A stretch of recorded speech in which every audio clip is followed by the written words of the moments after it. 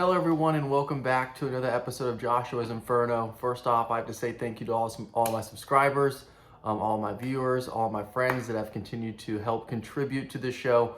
If this is the first time watching one of my videos, please subscribe, hit that subscribe button, pound that like button. It really helps me out. I'm really trying to build this up from the ground up.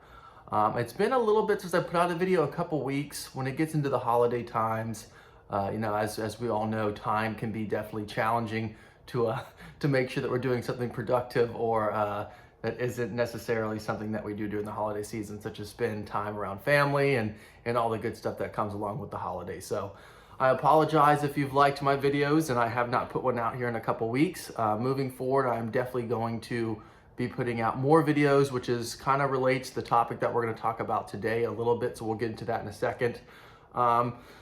So a lot of big things I've been working on, big announcement that I'm going to make. Probably won't be for a little bit because it is a very big announcement and I have to put in a little bit more groundwork and really understand what this goal of mine would entail. So until I know that, until I am 100% committed to that goal, I will not be saying what it is just yet, but here in the near future, I will be saying what that goal is. And I hope I can be successful at it and achieve that goal. So today we're going to talk about exercise. This is something that I think a lot of people would be really interested in hearing. So myself, I've spent most of my life exercising, whether it be with combat sports. So I wrestled for 10 years. I did jiu-jitsu for a little over 10 years. Really started working out and exercising when I was around 9 years old. My mom is a trainer, so as a kid, she would be working out in front of the TV or going on runs or various different exercises and just physical activity that I came enamored with because I saw her doing it. So I always wanted to get into exercise. When I first turned 12 years old, I knew I was going to get a gym membership. I just knew it. I'm getting a membership. So I got my membership when I was 12 years old, and I really haven't stopped working out since. Not that I do it as much as I should now. As we get older, and as more responsibilities get put onto our plate, it can be definitely more challenging to exercise, but that's something that I want to help you guys with. So I have a bachelor's degree in exercise science. I spent some time interning with, college football teams. I have a certification through ACSM, so I'm an ACSM exercise physiologist. So I have quite the credentials to help people out with this. I was a trainer for a long time, probably around 7 years. I was a trainer. That was my full-time job. I still do it now, but it's much more part-time. The biggest thing when it comes to exercise that people need to master is consistency. It doesn't matter. You can do the most glamorous workouts, Orange Theories, CrossFits, all the, the glams, I guess you could say, of exercise. But if you're not consistent with it, it's never going to work. So the first thing you need to do if you are someone who wants to start exercising, start being more physically active, start taking care of yourself more so than you have been in the past, then the number one thing you're gonna have to master is consistency. And consistency does not mean that you're always going to feel like working out. I can tell you as someone who has worked out for 15 plus years, even to this day, when I want to, I need to go work out today, there's still that internal voice that says, oh, you could just rest. You don't have to work out today. So that's never going to go away. And the only way to beat that voice is through consistency. Now, a lot of people think that, let's say you haven't worked out in 4 years, a long time, and you really want to hit the ground running, you really want a good head start, and they'll go to the gym or they'll exercise 5-6 days a week. And I don't think that that is going to be in those people's best interest, especially if you're just now trying to get into exercise. You need to build yourself up. So if you're a newbie and you're listening, I would recommend going and working out 3 days a week. Once you master 3 days a week for a month, then you can entertain the idea of maybe going 4 days a week. I personally am in between 3 and 4 days a week. I really should be at 4 days a week all the time. But time constraints, laziness, I'll just say that, it really holds me back from achieving that goal. So newbies, consistency. You have to master that. If you're not dedicated enough to go to 3 days a week for a month, then there's no need to go 5 days a week for the first week and burn yourself out and you don't go again. So consistency. Another thing is eating habits. Everyone says that nutrition is really the big part of exercising. It really is. You know, I've heard a lot of people say like the 80-20 rule, 80% nutrition, 20% exercise.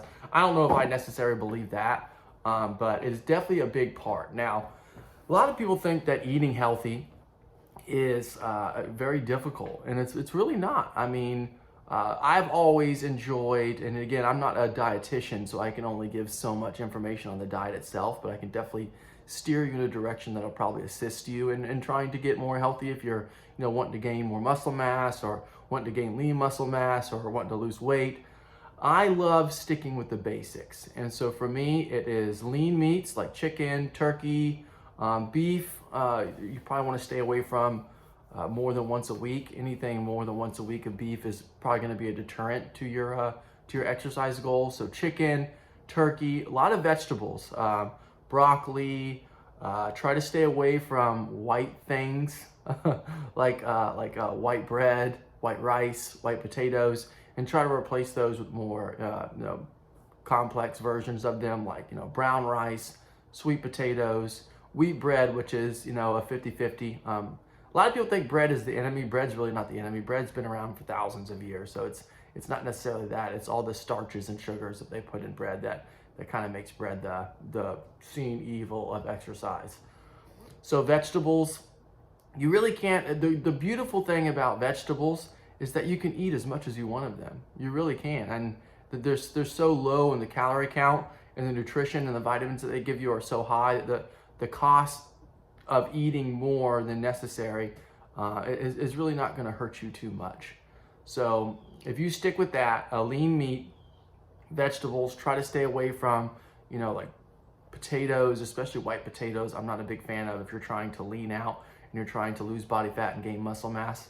Also, just counting your macros. I have been super lazy on macros. So if you're new to what macros are essentially carbs, fats, and proteins. So if you can, there's a lot of great free apps out there. Like I like one called Fat Secret. It's a really good app. Helps you kind of count your macros and see which ones you go over each month with. For me, it's predominantly fats. I'm kind of low on the carbs, very high on the proteins, but fats are the ones that I tend to go over.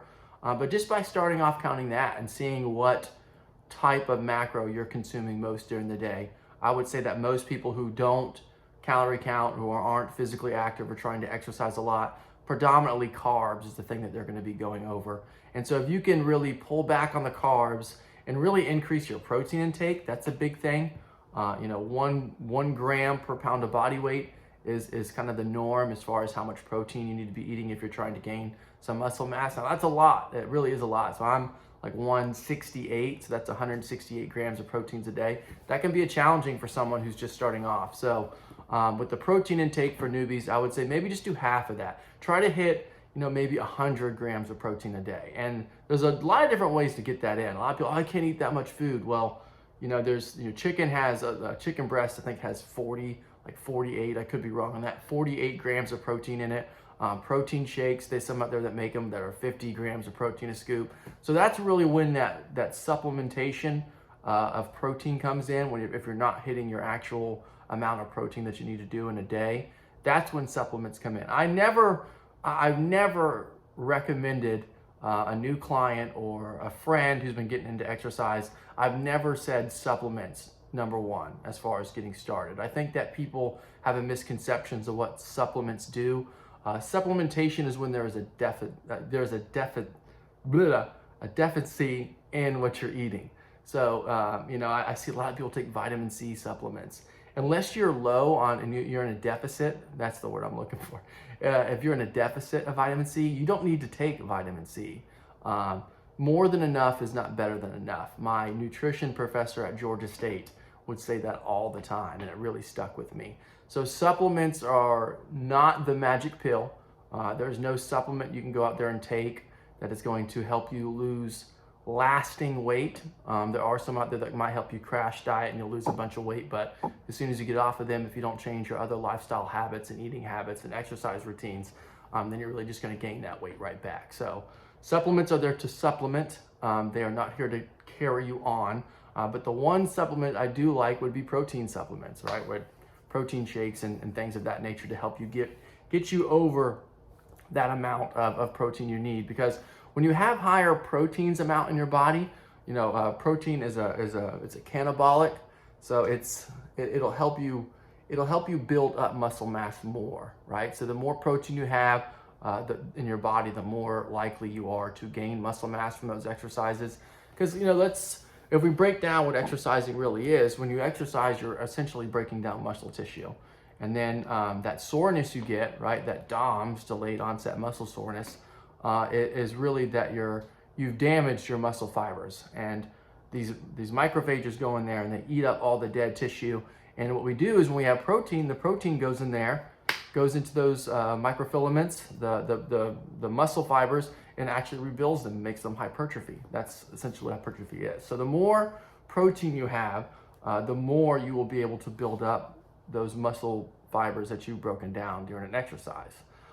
So protein is super important. Another thing that's super important, something that I lack on, that I need to improve on, is water intake. So when you break down muscle fibers, when you exercise, you're excreting a lot of toxins out of your body. And the only way to really do that is through urination, right? When you actually flush your system out. So if you are dehydrated, then some of those fats that you're gonna break down, that body fat, it has no way to get out of your body.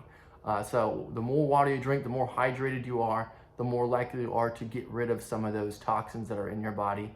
And we're 70% water. The majority of the human body is made up out of water. So you have to make sure that you're hydrated, and that'll help you.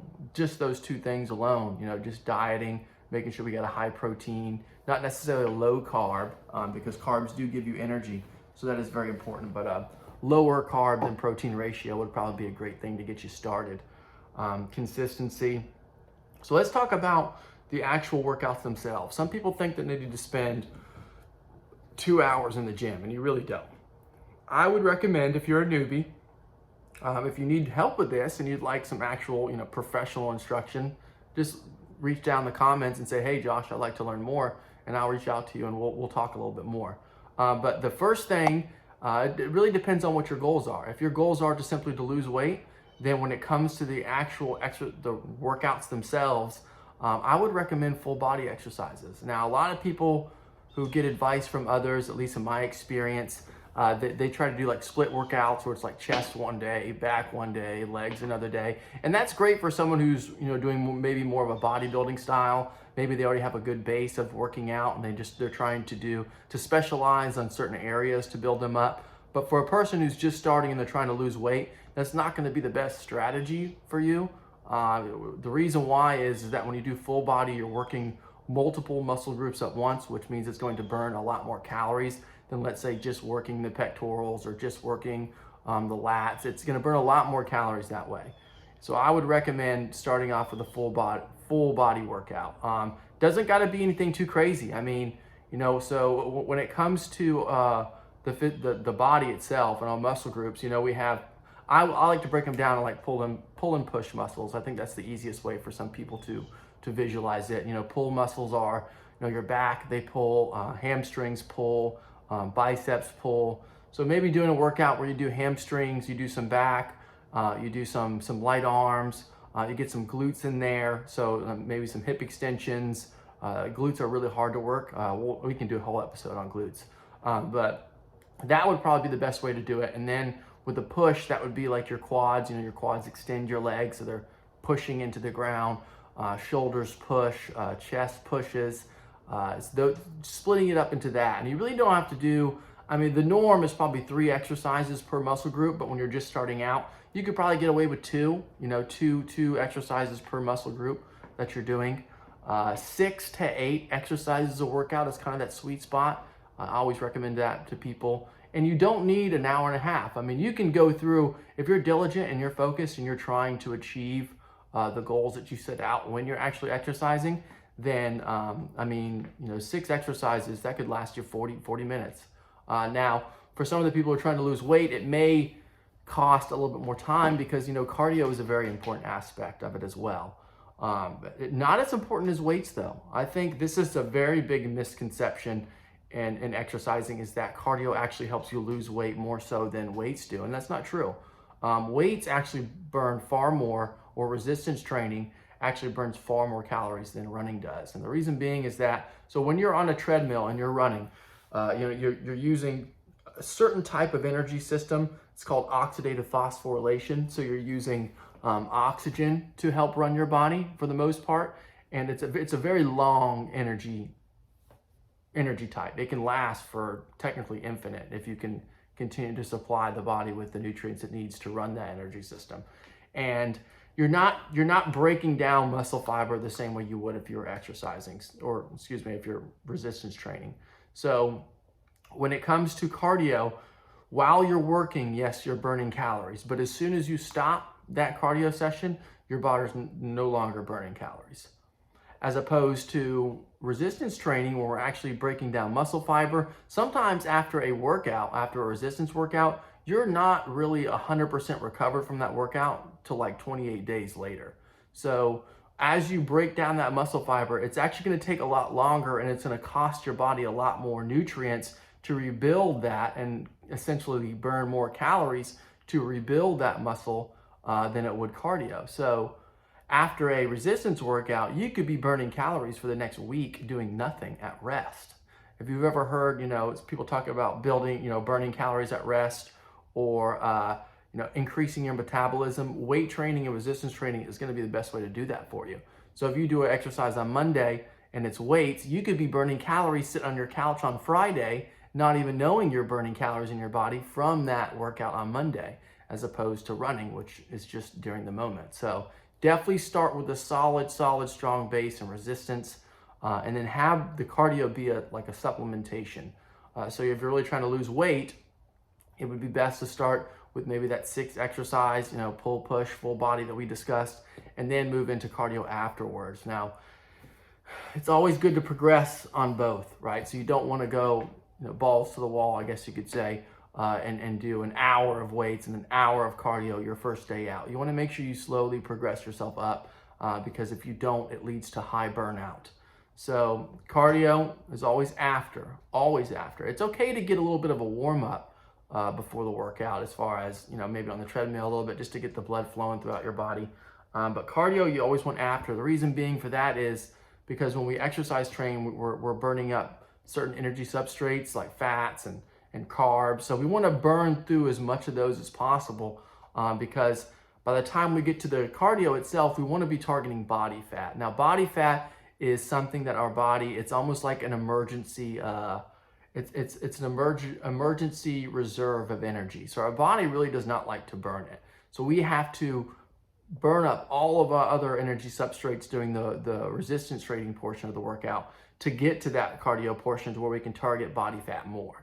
So that's why you always want to make sure you're doing your resistance training first, and then you're doing your aerobic or cardio training after you do the weight. So that's going to put you in the best place for success when it comes to the workout itself. Now, it's kind of a very brief overview. I'll do some more videos on a little bit more in depth, just to kind of, if you have more questions and you want to know, well, what is a good pull workout? What is a good push workout?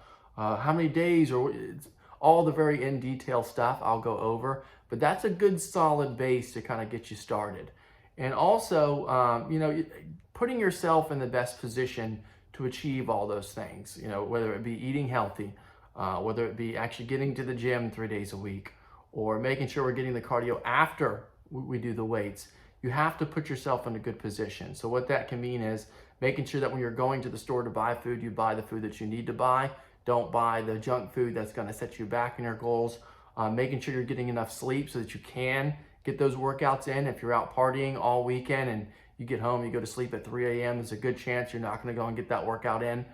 So making sure we do all the little things to put you in a position to be successful in losing weight or gaining muscle mass, whatever you're trying to do, is going to be the end all be all. Consistency, and also keeping yourself accountable and making sure that you're doing the things you need to do to succeed in your goal. So I hope that you guys have a great day. Hope you enjoyed the episode. I will do more. If you have any questions, leave them in the comment section.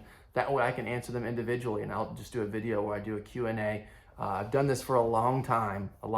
So this is a lot of the things I talk about in the show. I'm very novice at. I'm trying to learn myself on a lot of these things, but this is not one of those topics. This is something that I have a lot of knowledge in, and I feel very comfortable with helping you guys out in many in-depth and different ways. So if you have not yet, please subscribe. Happy to finally be on the YouTube channel. Tried to do it on Instagram for a little bit, but it was just not working. So glad to finally be on here. Have a great day, and as always, stay golden.